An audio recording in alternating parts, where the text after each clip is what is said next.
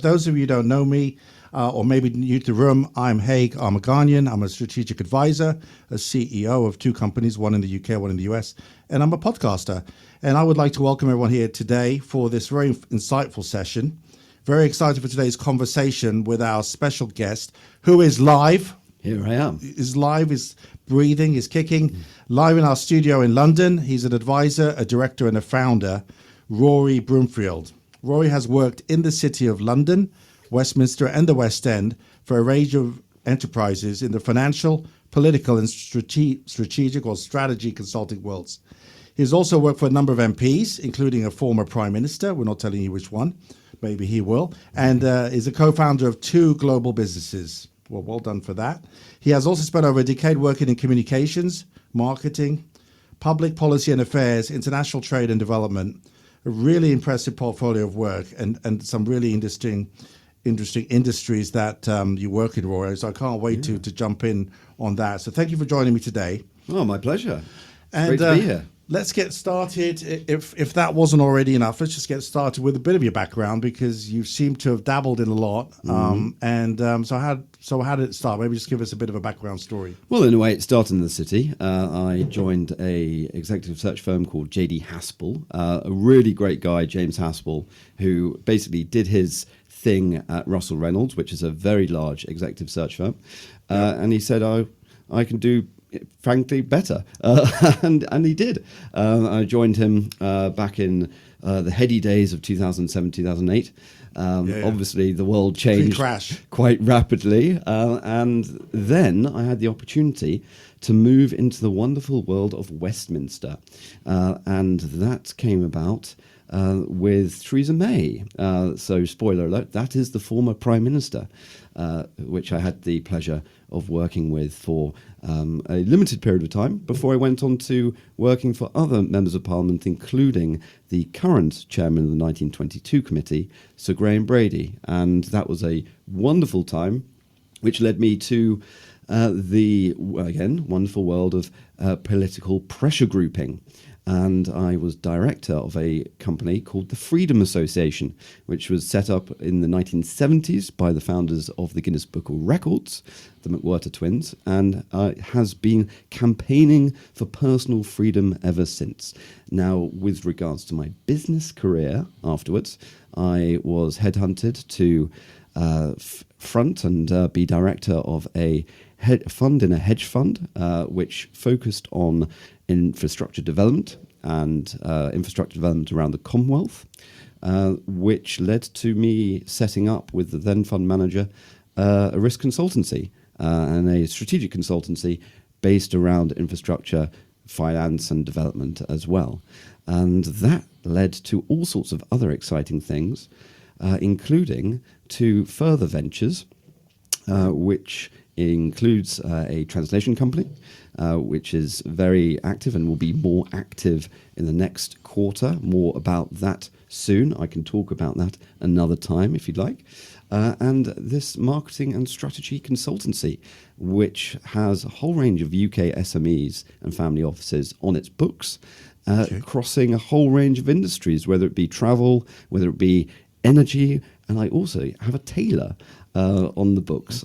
So it's a wonderful mix of characters and businesses and futures. Okay. Well, I'm interested in all that. I won't ask you about the tailor now, maybe afterwards over a coffee. Sure. But I want to start with one of the topics that we kind of highlighted. And the way it goes here in this room is pretty casual. I'll ask you, I think, 2 to 3 questions just to get going. Then we'll go to our weekly panel. They're over here, so they'll flash their mics and I'll ask them to ask their questions. And then we'll do a reset of the room halfway through, and then we'll open up to questions from the audience. And if you're in the audience, we hope you've got some kind of bio, as Kev, our moderator man of the day, will be just checking to make sure you're not a bot or something weird from another planet. I'm checking, don't worry. Yeah, so absolutely great. So, and I've already talked to some of the mods about your topic, so I think there's some really good questions lined up. So I just want to jump in with energy, because obviously that's one of the areas that Haig Barrett has dealt in for 20 years. One of my biggest clients in the US was Toyota, who's obviously big into hydrogen, from a transportation point of view, and not just cars. I mean, they're looking at trucks and all sorts of stuff. I know that they're really doing some good work there. So I'm interested in the energy sector. But before we go into any one specific area, let's start with what I'm kind of interested in. Is the UK at as much risk as, say, the rest of Europe in terms of the energy crisis, and how does the UK kind of energy mix look like to you? Well, to me, I think it's pretty one-sided when you look at certain areas of energy. So, for example, electricity generation, the other day, 63 or so percent, I think over 60% of it was generated through gas.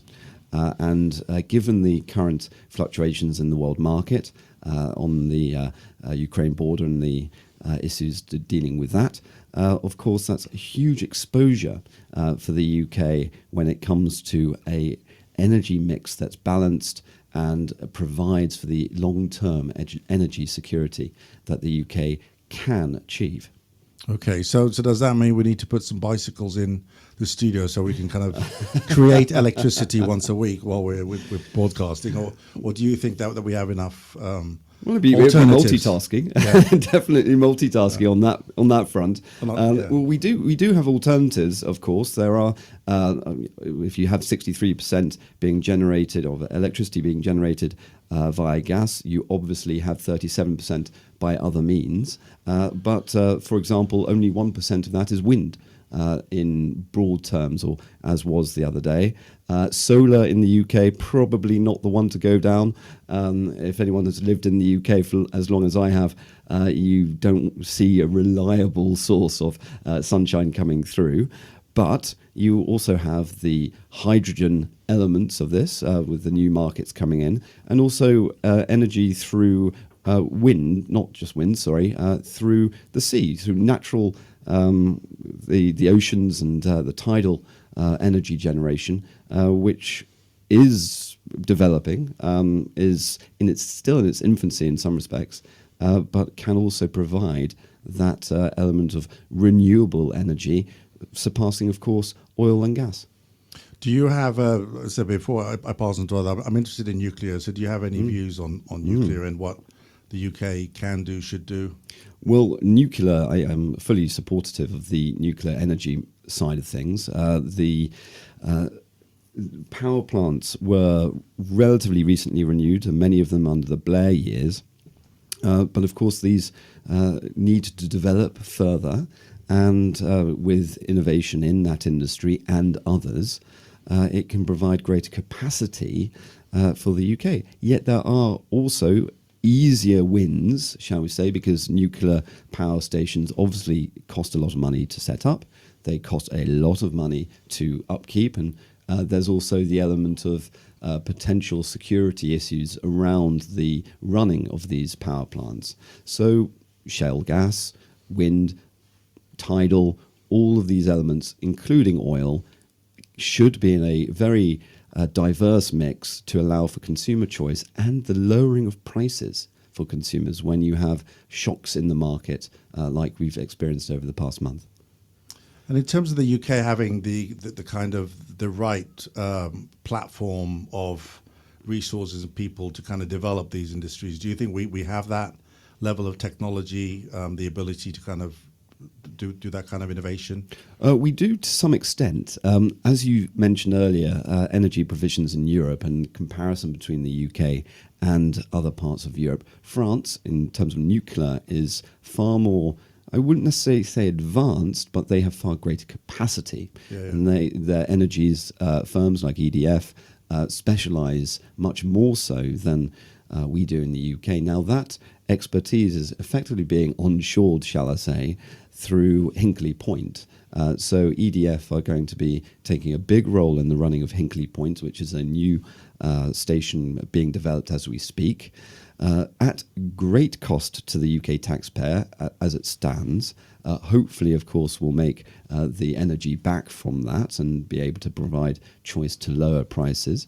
Yet, as it stands, other countries in certain areas have higher skill sets, which actually we can be attracting in the next few months and years going forward.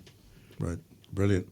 I don't want to hog you. I want to try and get through some of the panel questions before half time. So if you flash your mics, I'll try and take your questions in some kind of order. So who wants to go first?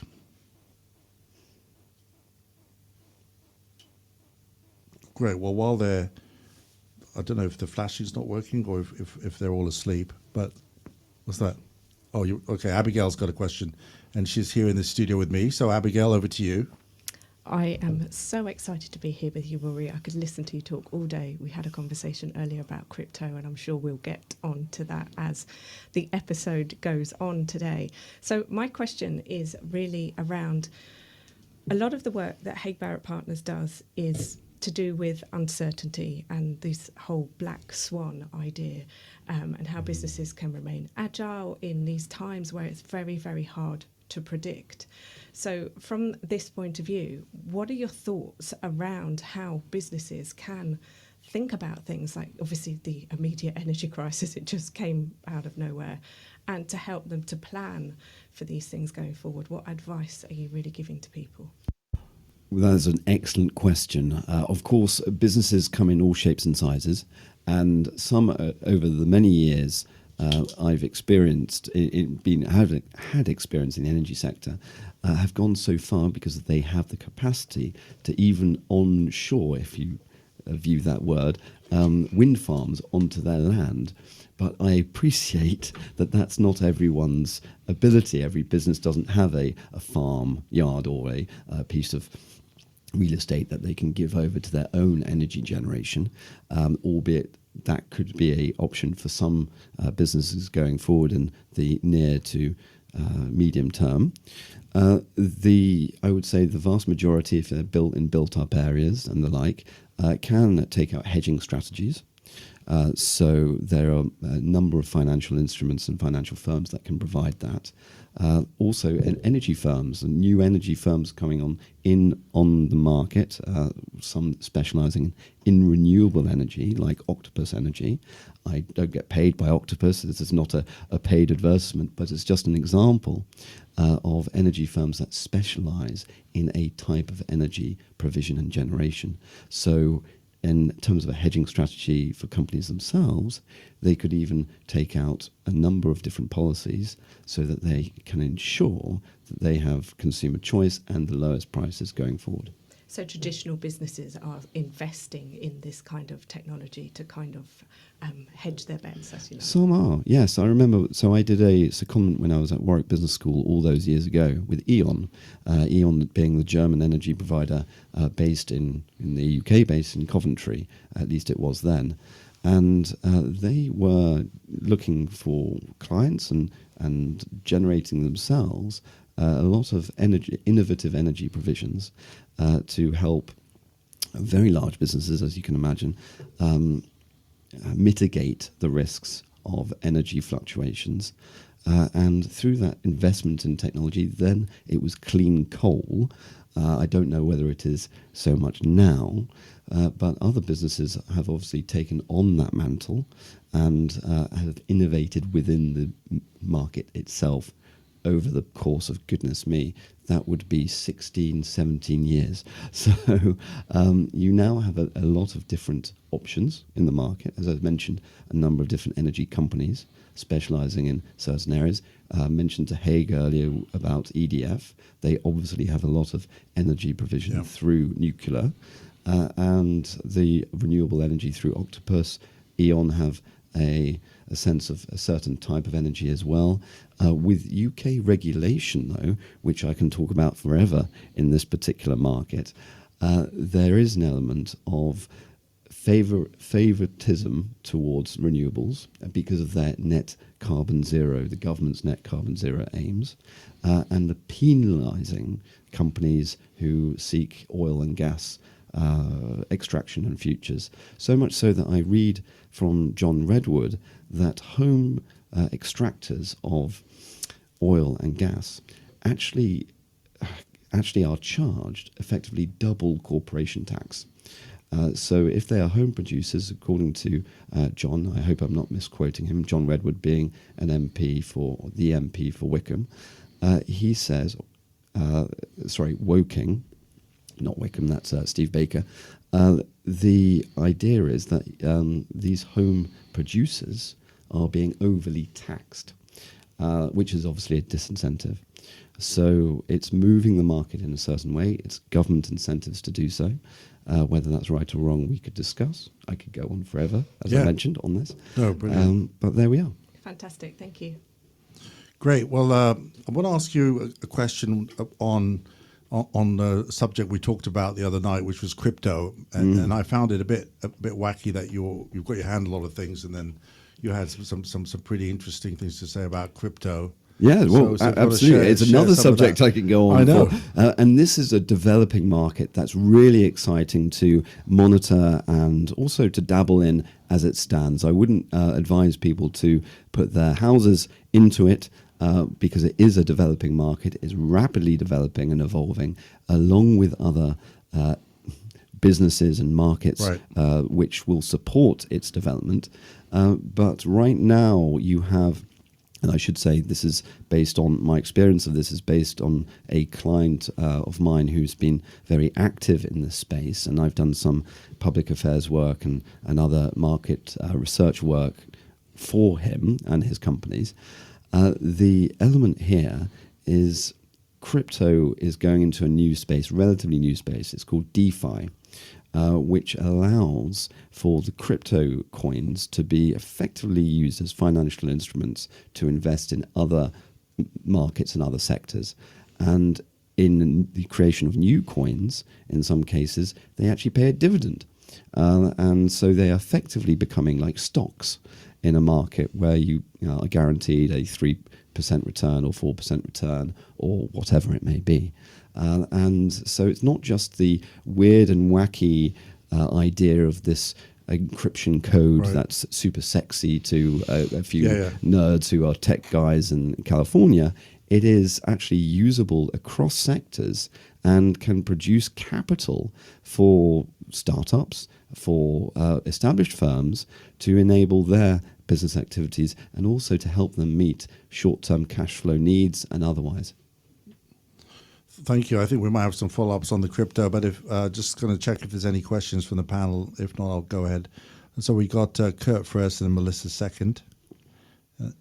Kurt, what's your question or comment? Yeah, I just can't help but ask a dirty question here. Brilliant. Yeah, let's get dirty. Coal. Oh, coal. Okay. Yeah. There's been, it's been bashed in the media and everything like that. But if I understand it right, the filtering systems that are now available make it quite a clean alternative. Is there more to this discussion than we're reading in the papers? Or I'd love to pick your brain on that. Well, Kurt, that's an excellent question. And you are quite right. Mentioning earlier, E.ON did a lot of work in developing the concept of clean coal, quote unquote. Now, none of these renewables are without cost in the sense, and certainly clean coal is not zero carbon neutral by the very nature of burning a substance that is carbon rich. Yet, they, along with other firms, have produced far cleaner versions of the coal burning that we had in the UK, and it still goes on elsewhere around the world, in China, in other parts of Asia, and certainly in Africa, to generate energy.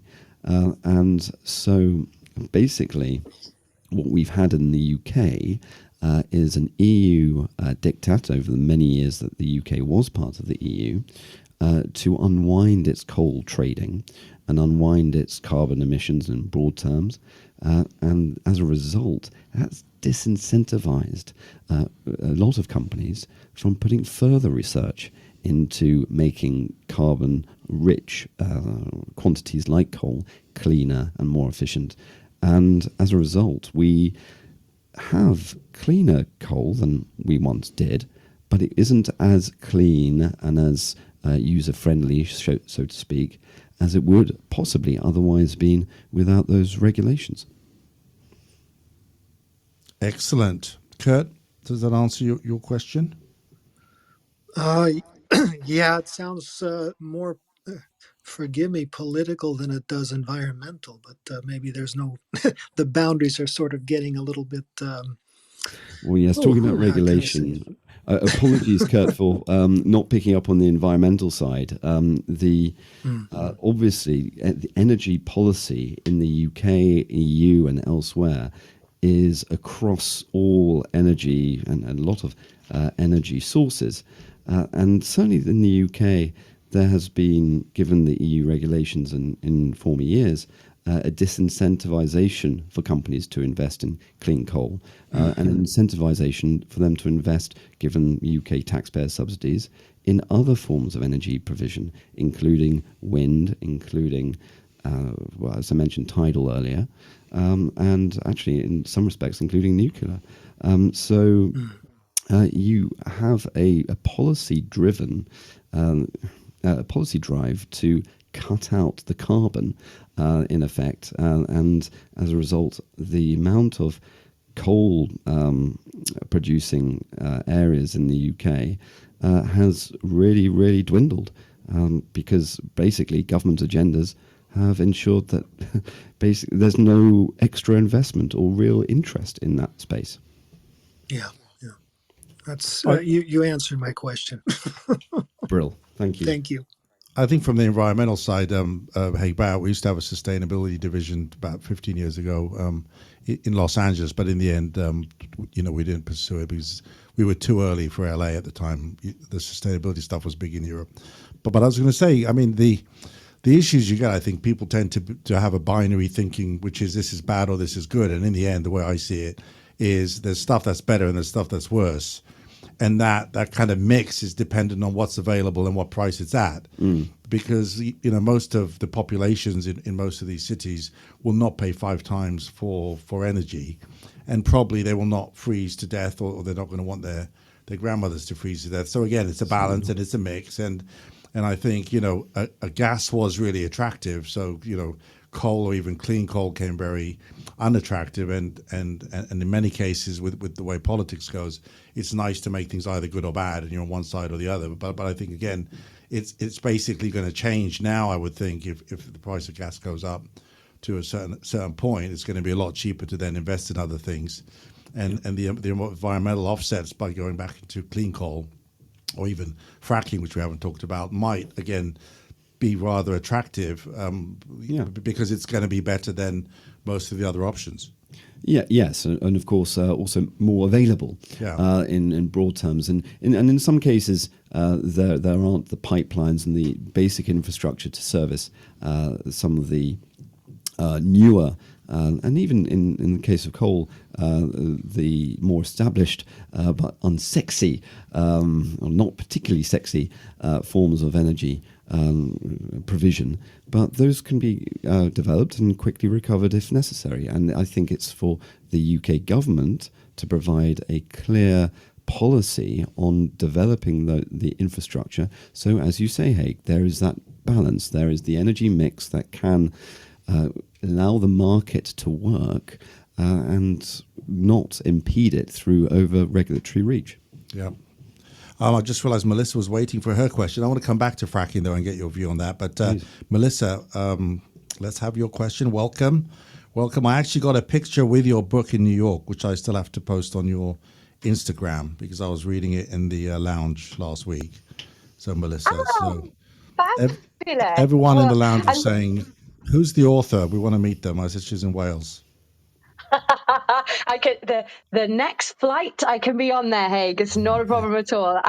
Interestingly enough, I actually shipped a book today, and when the lady how much it was in the post office, I went, wow, what?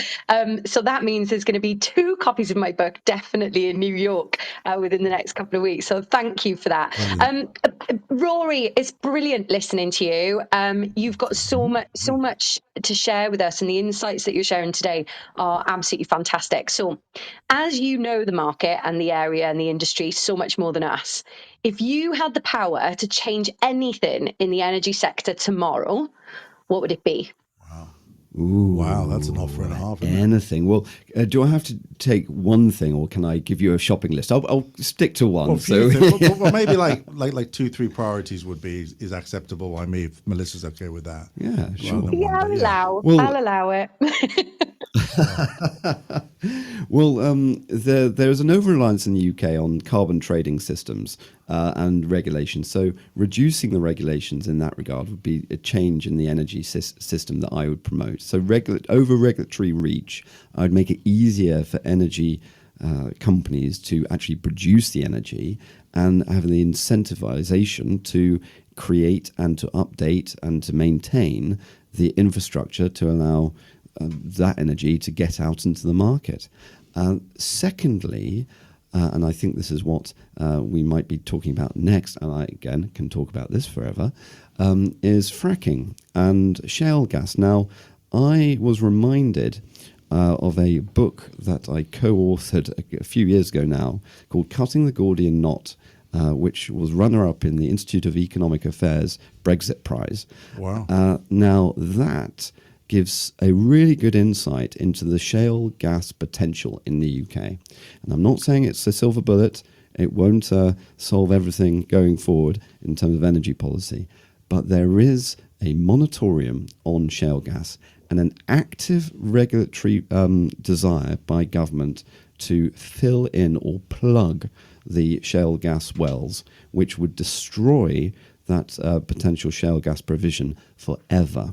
Now, I'm not saying it should be done overnight in terms of all shale gas being ramped up, but to have that moratorium and that active policy would devastate that potential going forward in any time. So whether it be 10 years, 20 years, 30 years, or 100. Okay. Melissa, any comments on that? I couldn't write fast enough. Thanks.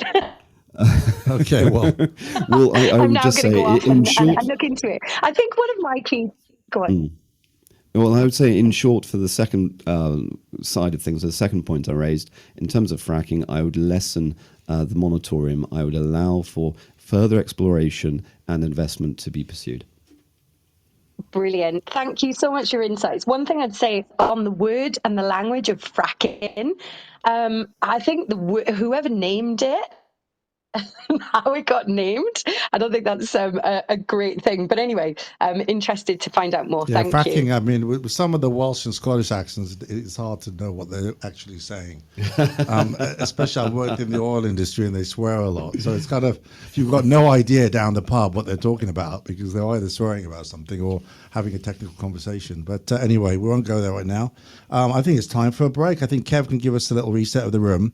As any of the mods who want to ask questions, then flash your mics now while Kev is doing that. And Melissa mentioned she couldn't write fast enough. I must say I'm not taking any notes either because it will be posted on our YouTube channel. So you'll be able to hear most of this unless anything gets taken off by a panel of 400 specialists to make sure that it's all perfect. Kev, over to you. Talking of perfect, Kev, you're perfect. Thanks for modding the room and thanks for being here. This is when he's not here. Okay, so no thanks for being here. So anyway, we'll get on with the next question. So Kerry's obviously gone to the loo. He drinks a lot of coffee, so he's got a weak bladder. But over to you, Kurt. Yeah, just sort of more of a general question too. I've also heard in terms of energy that, needless to say, there's this big push for green and environmentally friendly stuff right now. But there's, depending upon who you read and who you follow, there seems to be a big gap between going from the practices that we have in place now, as in oil and gas and coal and carbon stuff, to wind and solar and such. I'd love to see if we're going to clear that gap, or are we going to be wanting some more energy here in the future? Roy, I'd love to hear your comments. Well, looking at the gap, there is, as I mentioned, and that's again a very insightful question, there is a development and a move towards greater renewable provisions through subsidies and regulatory nudging, which the government tends to do in all sorts of different ways and in all sorts of different areas. And if we come on to aspects of individual freedom later, we can maybe discuss that as well. Yet the idea of bridging the gap between and closing the gap is very much on the government's agenda. And what it's pursued actually is a policy of decarbonisation or de-reliance on hydrocarbons, the oil and the coal and what have you, from not just in the UK but elsewhere. So Boris Johnson a few years ago announced that UK credit agencies would not be supporting companies, even UK companies looking to export their wares, if they were doing it for fossil fuels, which means that obviously companies were willing to and wishing to expand their activities and export those to countries, whether it be in Africa or America or wherever it may be, have a disincentive to do that, and actually an incentive to start doing the other thing, which is investing and exporting and using and producing and selling non-hydrocarbons and more renewable energies. Kurt? Okay. Yep. Thanks. Yeah, no, that's... Sorry, hopefully I'm not waffling on. I'm trying to be succinct. Apologies, but energy is a huge area that has quite a lot of government for obvious reasons, and sometimes not obvious reasons. Sometimes, very unobvious. But they have a government influence and government pull over it, which in many cases is quite egregious. Well, I think what's kind of scary is that the time it takes to set some of these, what would you call them? Policies and regulations. Well done. Thank you, Abigail. 10 points over there. The time it takes to put these policies together is obviously years and years. And I think when we suddenly see the crisis now in between Russia and Ukraine and what it could do to the restructuring of oil and gas supplies, it's kind of scary, as you say, because a lot of things are regulated. I was talking to a company in Holland that does a lot of traditional oil and gas work, and they were saying that the banks are even moving away from financing them completely in Holland because, as you know, the thing happened in Shell. Was it 4 months ago, 6 months ago? The board were told off. So again, once they make these things and then the economic or environmental conditions change in the world, what scares me is it's going to take 4 years to take these regulations off. That means you're out of energy and inflation goes crazy because you just can't even loosen something up a bit. So sure. It's scary. I mean, moving the UK onto electricity effectively completely produced in terms of cars, for example. You mentioned hydrogen cars with Toyota and what have you. But the EV market, trying to get every single car, whether it be Tesla or otherwise, to use these EV batteries and be charging points and what have you, there'll be huge strains on the national grid, in effect, the supply of energy and electricity, and the costs of that will be reflected in that demand, and we will be basically trapped in paying more for our energy when actually there are other alternatives available. Yep. Well, that's great. I think Kev. Oh, sorry, Abigail. Do you have something to say? I just wanted to say around this because it is fascinating that these things take so many years. So I would love to know. Maybe now is not the time, but you can fashion your answer. What your predictions are for the next sort of 5 to 10 years from this point of view? Because lithium-ion batteries, things like this, they're running out of stocks. I heard the other day that the Bank of England are trying to get gold out of batteries that were in mobile phones. Oh, really? All sorts of things. And somebody also was saying like the weight of batteries in lorries, if they were EV batteries, they're too heavy to be able to make such sense. So technology is amazing, but it's also not always fully the answer. So the switch off from the necessity into this new world way of living I'd really just love your thoughts from a visionary point of view. Well, 5 to 10 years, and this is really, again, really good. I love these questions. Fantasy economics in the sense of predictions and what have you. They're great. I can definitely say that, as you rightly say, with lithium and other raw materials, which are in many cases becoming a lot less available for one reason or another. There is the companies which to use these technologies and improve in these technologies and actually excel in these technologies will need to innovate purely because of the price that they will have to charge and pass on.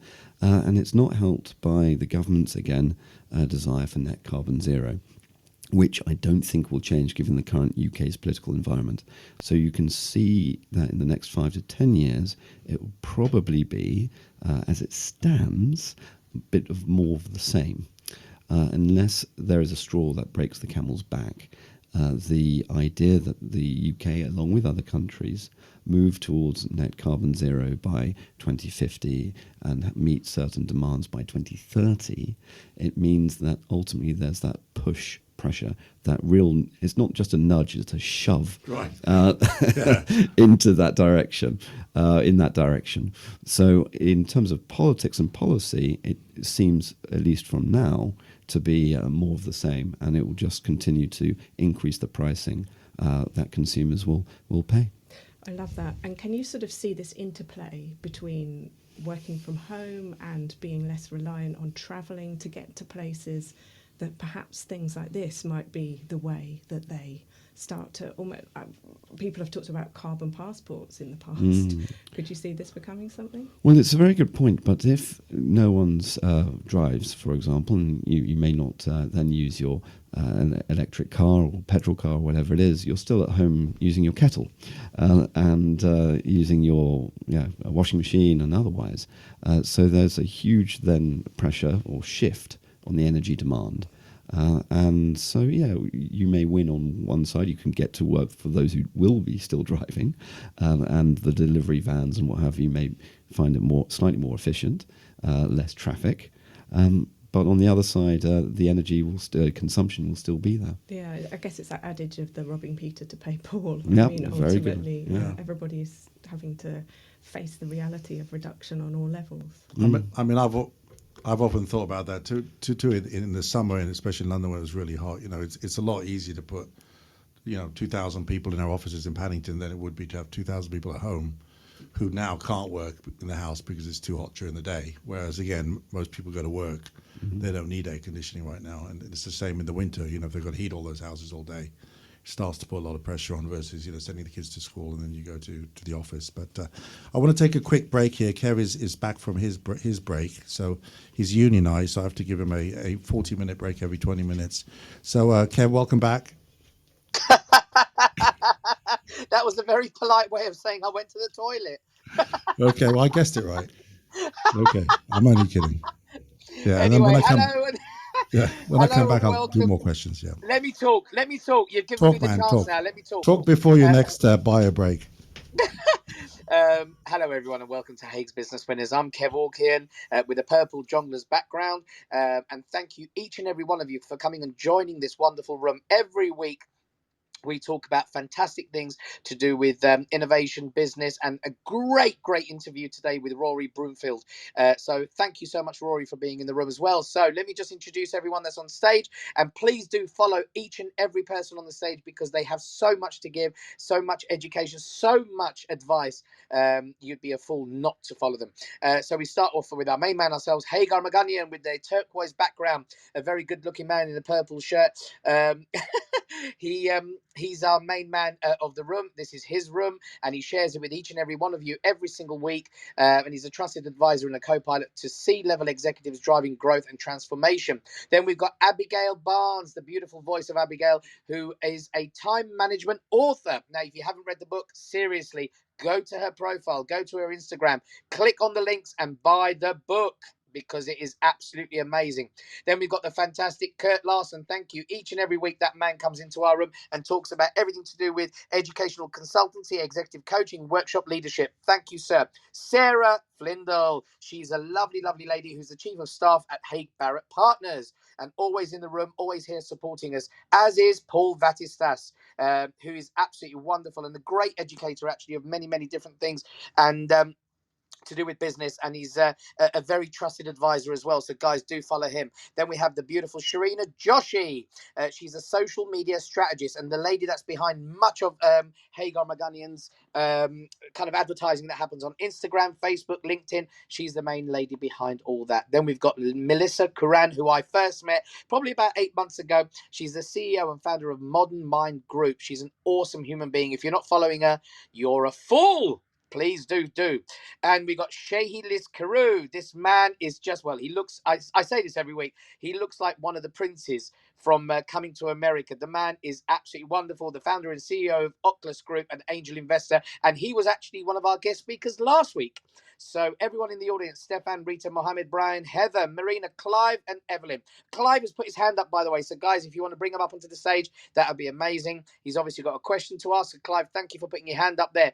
Do come up, do share your stories, do ask questions. And Rory Broomfield is our special guest today. We've got exactly 15 minutes left before we close the room. So try and get up here, try and ask your questions. Let's make the room keep moving. In the meantime, I'm comfortable. I've been to the toilet. I'm going to sit back and I'm going to enjoy the rest of this room. Back to you, Mr. Haig Armaganian. Sounds fantastic. And Clive is up. Welcome. But before Clive, I know Shay's got a question and he's been waiting to ask. And is that Sarah flashing with excitement? Do you have a question too, Sarah? Yep. Yeah, I do. Okay, so Shay first, then and then we'll go to Clive and then Sarah. Shay. Hi everyone, Rory, how you doing? I feel so bad I'm not at the studio with you guys. I had an emergency, so I'm all the way in Wheathampstead, and the weather is pretty crazy. I don't know why it's gone cold all of a sudden. But yeah, just literally agreeing with a lot of things that have been said, but just to also get us to think about things from a slightly different angle. Yes, I know there's a lot around regulation and a lot the government has to do, but my argument is, do we, in the UK as an example, have the capacity to even cope? Do we have the infrastructure to cope with the demand that we're talking about? So I happen to have an electric car as well, and I know how much of a nightmare it is to charge the car, especially when everybody chooses to charge the car at the same time, and I have to drive around looking for where to charge this car. And some interesting stats I saw here is it says here, if everybody decides to charge their car between 6 p.m. and 7 p.m., that's going to be a demand on the national grid for just that hour of 200 gigawatts, which is like literally 4 times today's highest power sort of capacity. And it's not actually possible. The UK cannot cope with this. And I remember some time ago when I used to watch football, and I think it was one of the World Cups, and everybody was glued on the TV, and that took a hit on the national grid. So yes, we've got the regulation, we've got policy that tries to bring everything in and guide us to go towards a direction, but the infrastructure is not really there. You're talking about, various types of technology that need to sort of govern the spread of this, power usage type thing. How is it going to happen? How is it going to cope? And then also what I hear is, the concept of, this battery charging technology we have right now, is also not, the direction the government want to take things, because they're trying to see how they can sort of regulate the concept of nuclear energy, because it's a better solution. And I'd like to know what your thoughts are on this, and how close are we to this new type of energy solution. And then also, just to add to this, I strongly believe in the fusion of all the elements of energy, and I don't think anyone should be sort of struck off completely. There needs to be a mix of everything, maybe contributing in a percentage basis. And I think that's what the solution would potentially be, rather than writing off, should I say, bad energy. So yeah, over to you. Amazing topic so far. I'm loving this. Thanks. Yeah, thanks, Shay, for going through your white paper in like 12 seconds. But Rory, you can unbundle a few questions out of that. Oh, that's absolutely brilliant, Shay. Really those insights and perspectives, you're absolutely spot on in many of them. Especially, I would say you're first on the infrastructure side for EV, because if we're getting everyone dependent on charging their cars at a certain time, et cetera, because life is in some cases like that, where peak times, it's called peak times for a reason, there is an element of lacking of energy security in the broader sense, because you have increased costs. you'll have increased demands on the system. And ultimately, we don't want that. What you want is letting a thousand flowers blossom, in effect, and ensuring that people who have petrol cars. They can get their petrol as cheaply as possible.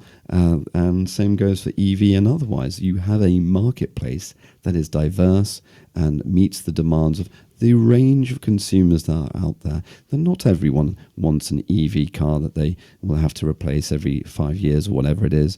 Some people may want to drive a vintage sports car that was not going to be retrofitted with EV lithium batteries and what have you. So allow for the energy policy to be sensible, allow for the types of cars and the energy that they run off to be diverse, and ensure that the market can play its can play its part. In terms of your second point about nuclear, I can definitely see the advantages of innovations in nuclear technology and its more provisions. Again, to your point of keeping a diverse energy mix, I think it's important to keep nuclear there. I wouldn't be over-reliant on it, though, and I can't think of many people wanting to take up a car that's powered by nuclear energy. Not quite yet, at least. So absolutely not.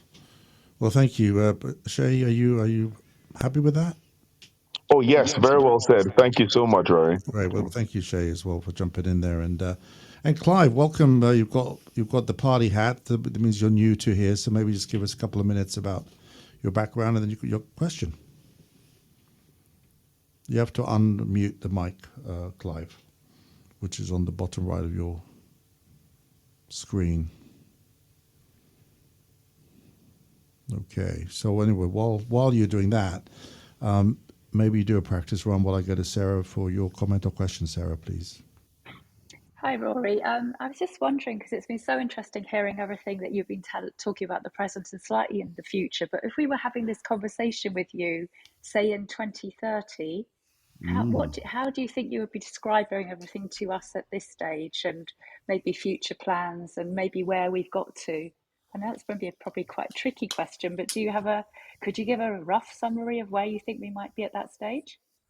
Well, that's a really another prediction question, which I love, because again, it's the fantasy element of it. Also, see whether we in 10 years' time or so, 8 years' time, we can come back seeing whether these things are right. I was going to say you love it because you can't really get it wrong. The chance of the same clubhouse from going 10 years probably is very unlikely. So we don't know, and Sarah's probably going to forget. But in any case, I would say, as I mentioned earlier, the policy agenda seems to be the same, and even more so in different parts of the UK, such as in Scotland, than in England and Wales, for the decarbonisation of the economy, for a pursuit towards net carbon zero. And as a result, you'll probably find more electric cars and more electric types of appliances, and the use of electricity far more widely than you would the use of biomass or nuclear or otherwise. But that said, I hope, again, as I mentioned earlier, that the shale gas becomes more of a mix. As it stands, I suppose it's 0% in terms of the UK energy mix. Wind can also play a higher part than just the 1%. And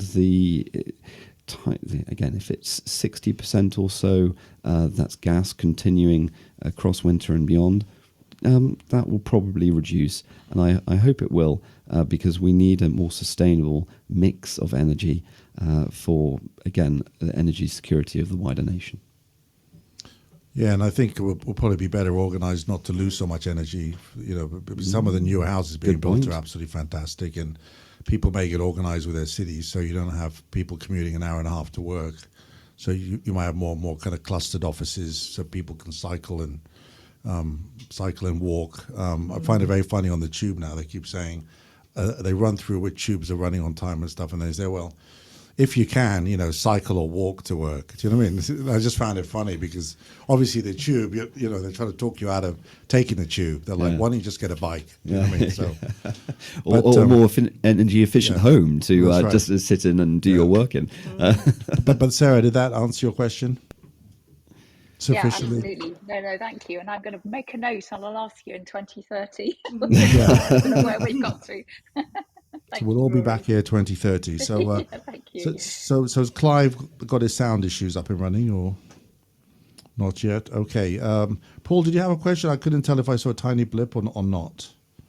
Yeah, I guess, yes, I'm enjoying the conversation, so thank you, Rory. My question is really, under the road to net zero, the plan, I think, involves quite a lot of wind, and particularly offshore wind, because it's easier to permit. To put a big turbine in the ocean is easier than putting it next to people's houses, for example. But obviously, the world changed a lot in the last month and a half, and we might want to move to a faster path than perhaps what was previously planned. But it takes a long time to bring up new projects, all the transmission issues and so on. So I guess my question is, if we basically put the pedal to the floor in terms of doing as much wind power as we can sensibly get going, and we kick that off today, how long before those projects start to bring in over and above the plan that was kind of already in place? I think for bringing on it's about 2 gigawatts a year of wind power. What is the lag in us saying, right, we've really got to get off gas and our dependence on countries like Russia and move to this future quicker? But how long is that really going to take to kick in?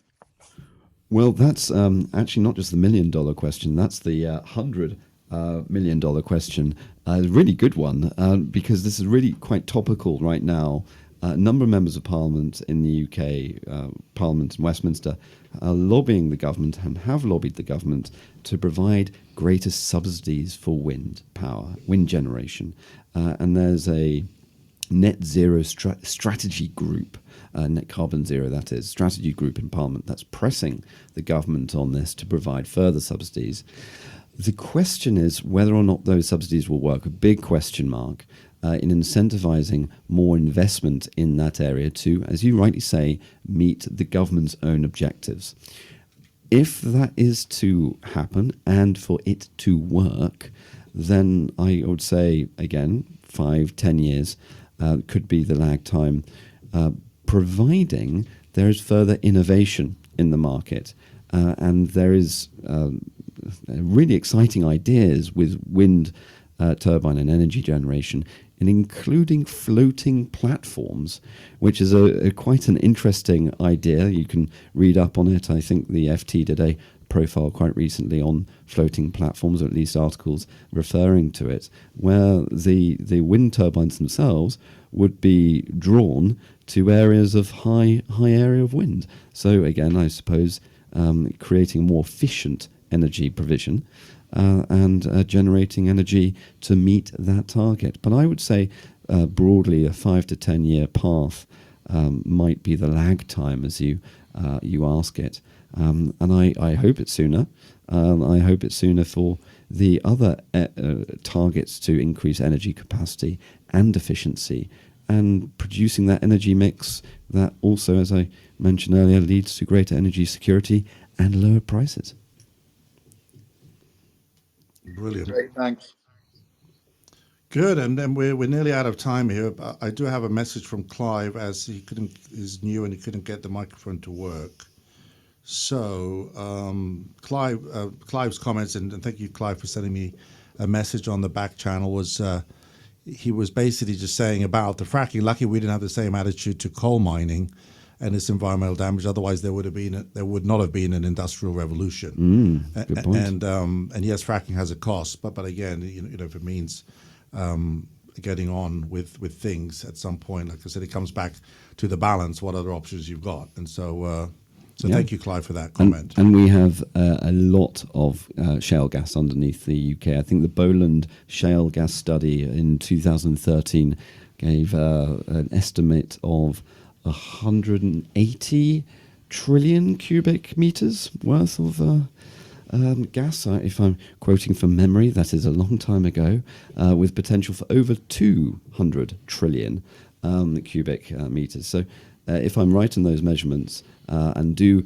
highlight Clubhouse to Haig, if I'm not, if someone knows better than I do, but that's a lot of shale gas and a lot of potential for the UK to be reducing its energy dependency on other areas. No, absolutely. So thank you again, Clive, for bringing up the fracking. I think we're out of time here. Kev, maybe you do a quick goodbye from you as the mod, and I will wrap things up. In the meantime, give a plug to the podcast if they want to hear more. Kev, you can do a quick plug on that, and I'll do the wrap. Absolutely. No problem at all. Well, thank you everyone for coming and joining us again at Haig's Business Winners that we do every single week at 1 p.m. We always kick off.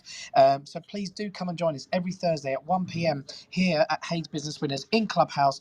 It's all about sharing really innovative, great ideas, great advice and great experience. And this week's guest was the wonderful Rory Broomfield, who, by the way, has given us so much to think about and so much to do. And I'm certainly have been writing down quite a few bits and bobs that you said, particularly about the crypto and, of course, about energy and gas and my thoughts about electric cars as well. So thank you so much, sir. Apologies for the sound in the background, by the way. I'm currently in the corridor on the Queen Elizabeth cruise ship. So if there's any noise, I apologise sincerely. But thank you to each and every one of our wonderful moderators and friends on stage, from Abigail, Sharina, Melissa, Kurt, Sarah, Paul, Shehi and Clive. Thank you for coming and joining us. And of course, a massive thank you to our audience who come every single week, from Stefan, Rita, Mohammed, Brian, Heather, Marina and Clarity. Thank you so much for joining us. Please do spread the word. Try and get it out there. Try and get more people to come onto this platform, because it is absolutely free. Every bit of this advice is free. So please do come and join us. And don't forget about Haig Armaganian's wonderful business card on Apple Podcast, The Other Side of the Business Card. This is all about innovative interviews with some of the great entrepreneurs out there who are millionaire and billionaires and changing the planet as we speak. The podcast is available absolutely on Apple and other platforms as well. Please do come and join us on those as well, and come and have a listen. You'll absolutely love them. I'm going to say thank you on behalf of everyone. Haig, I'm going to pass it back to you. And listen, I'm in Amsterdam right now, just about to get off and go to the biggest cigar lounge to go and pick up a load of cigars. In the meantime, I'll hand it back over to Haig. Love you, pal. Great. Well, I'm going to let Abigail also say a quick word before I wrap. Yeah, just one quick word.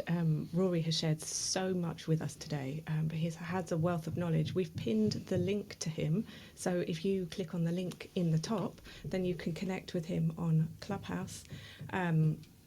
Well, no, his link was on, but when when Kev was talking about the podcast link is now at the top. But okay, go ahead.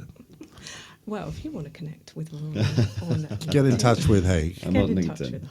Yeah. If you get in touch with us about anything, and if you follow me on LinkedIn and Instagram, you're going to get summarized notes on this. You're going to get a link to the YouTube channel with today's episode and all the last episodes. So again, and when we talk about the audience, we tend to have a lot of people who listen after the fact. An asynchronous audience is, as a lot of our followers are busy entrepreneurs or executives around the world, so the timing doesn't always work. So even if you can't make next week, make sure you catch up with it. So again, finally, I just want to thank Rory for joining me today. Thank you, Rory. Thank you for having me on. And been also really fun. To all my business winners for their contributions. A very interesting topic. Any of you out there who've got ideas of setting new topics, obviously drop me a note on LinkedIn. And like I said, join the summary and all the updates on social media. So we'll be back same time next week, 1 p.m. Looking forward to seeing you all then, and we'll announce the topic for next week shortly and the guest speaker in the studio. So goodbye. Have a great week. Stay healthy. Stay safe. See you next week. Thanks. Bye, everyone. Bye-bye. Bye. Bye, everyone. See you next week. Bye. Bye. Bye. Bye.